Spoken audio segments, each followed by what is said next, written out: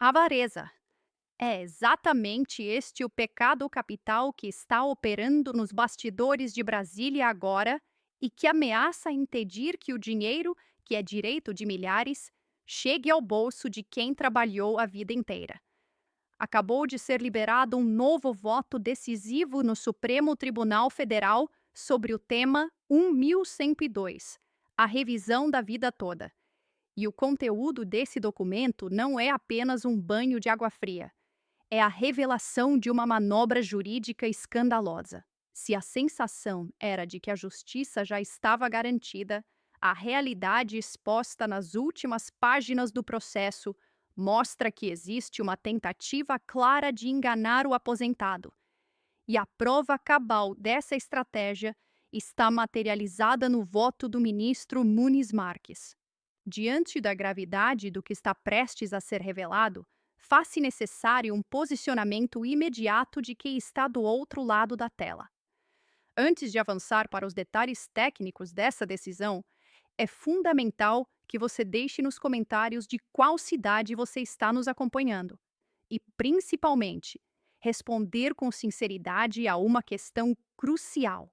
Você acredita que o Supremo Tribunal Federal ainda vai respeitar o direito dos aposentados ou os interesses econômicos já ditaram o veredito final? A resposta a essa pergunta ajuda a medir a temperatura da indignação nacional. O cenário é de alerta máximo.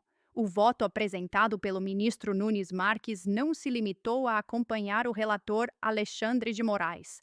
Ele foi além. O texto traz ressalvas próprias e argumentos que possuem o potencial radioativo de contaminar a decisão dos demais ministros. Estamos diante de uma luta contra forças inimagináveis, onde o contexto político e a pressão econômica parecem gritar muito mais alto do que a própria Constituição ou a justiça social. Para entender a profundidade do problema, é preciso olhar para o mecanismo técnico que está sendo usado, os chamados efeitos infringentes. Via de regra, os embargos de declaração, o recurso que o INSS usou, servem apenas para esclarecer dúvidas, omissões ou contradições em um texto. Eles não deveriam ter o poder de mudar um sim para um não. No entanto, o que se vê no voto de Nunes Marques é a admissão, sem rodeios, de que esses embargos estão sendo usados excepcionalmente para alterar o resultado do julgamento. É a transformação da vitória dos aposentados em derrota, utilizando uma brecha processual raríssima. O mais chocante nessa reviravolta é a mudança de postura de figuras centrais do tribunal. O ministro Alexandre de Moraes, que historicamente foi um crítico ferrenho do uso de embargos com efeitos infringentes, chegando a condenar essa prática em sessões plenárias televisionadas, agora parece ter mudado de ideia, adotando o posicionamento que antes combatia. O próprio Nunes Marques admite no texto que estão, sim, usando o recurso para modificar a decisão original. É uma mudança de entendimento repentina e conveniente que deixa qualquer observador atônito. Mas a verdadeira armadilha foi plantada muito antes, com uma única palavra: cogente. Quando o voto nas ações diretas de inconstitucionalidade, ADIs 2110 e 2111, foi alterado, definiu-se que a regra de transição de 1999 seria obrigatória, ou seja, cogente, para todos. Essa foi a chave que virou a fechadura contra os aposentados. Nunes Marques, em seu voto recente, destaca essa obrigatoriedade, argumentando que não há mais espaço para dúvidas. A regra antiga deve ser imposta, anulando a possibilidade de escolha pelo cálculo mais vantajoso. O voto não apenas sugere, mas crava em negrito a atribuição de efeitos infringentes para restabelecer a improcedência do pedido. Em português claro, querem cancelar a tese da revisão da vida toda na cara dura, sem sequer modular os efeitos para que a decisão valesse apenas daqui para frente. Essa manobra ignora solenemente o passado e os votos de ministros que já se aposentaram, como Ricardo Lewandowski, Marco Aurélio e Rosa Weber.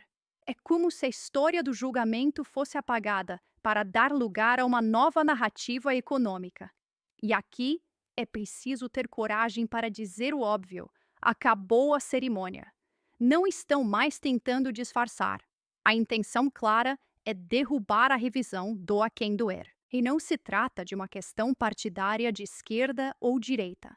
A análise fria dos fatos mostra que o sistema opera de forma uníssona quando o assunto é não pagar. Nunes Marques foi indicado por Jair Bolsonaro. Cristiano Zanin e Flávio Dino foram indicados por Lula. No entanto, no que tange à revisão da vida toda, as indicações de ambos os lados convergem para o mesmo resultado negativo para o segurado. O governo anterior afirmava que pagar a revisão quebraria o país. O governo atual indicou para o STF o advogado-geral que liderou a ofensiva jurídica contra os aposentados.